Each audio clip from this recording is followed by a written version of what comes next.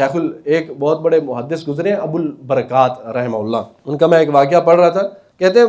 ایک مدرسہ تھا، ساتھ مسجد تھی، تو نماز کے بعد نا اس طرح لوگ بیٹھ کر کوئی اذکار کر رہا ہے، کوئی تلاوت کر، تو ایک طالب علم ایسے اٹھ کے گزرا، اس کا پاؤں نا کسی شخص کو لگ گیا، تو وہ شخص آگے سے کیا کہتا ہے، طالب علم کے بارے میں کہتے ہیں ان کو کوئی تمیز نہیں ہے، استاد کو شیخ الحدیث کو مخاطب کر کے کہتا ہے تم نے یہاں پہ گنڈے پالے ہوئے۔ اب وہ بندہ اپنے گھر میں چلا جاتا ہے، کہتے ہیں میں اس کے پاس گیا کہ بھائی اس سے غلطی ہو گئی ہے، میں اس کا استاد ہوں، میرے سے وہ حدیث پڑھتا ہے، میرے سے وہ قرآن، میں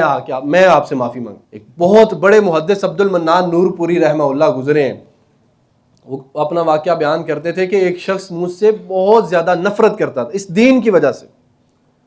کہتے ہیں مگر میں نے ایک عمل کبھی نہیں چھوڑا، میرے سے اتنی نفرت کرتا تھا، میں نے ایک عمل اختیار کیا، جب بھی میں اس کے پاس سے گزرتا نا اس کو میں سلام کیا کرتا تھا۔ اپنی انا قربان کرنی پڑتی ہے، اپنے من کو مارنا پڑتا ہے، اپنے آپ کو دفن کرنا پڑتا ہے، اپنے آپ کو عاجزی میں مٹی میں ملانا پڑتا ہے، پھر جا کر اصلاح ہوتی ہے۔ جن کی یہ اخلاقیات ٹھیک نہیں ہے نا، یہ بڑے لوگوں نے اسٹیٹس لگائے ہوتے ہیں، ہم شیر اور ہم اسلام والے، ہم جیالے، ہم چھانے والے، ہم انقلاب، جس کی اخلاقیات ٹھیک نہیں ہے، یہ تو اپنا آپ نہیں بدل سکا، یہ دنیا کو کیا بدلے گا؟ اس بندے سے تو اپنا آپ نہیں آج تک بدل سکا، یہ کوئی کسی قسم کی تبدیلی نہیں آ سکتی ہے جب تک انسان کی اخلاقیات درست نہیں ہو سکتی۔ 40 سال تک اللہ کے رسول صلی اللہ علیہ وسلم نے یہ صحابہ کرام کو یہ اپنے آپ کو 40 سال تک پیش کیا تھا، اور 40 سال کے بعد آپ نے لوگوں کو جمع کر کے پوچھا تھا کہ بتاؤ مجھے کس طرح کا پایا۔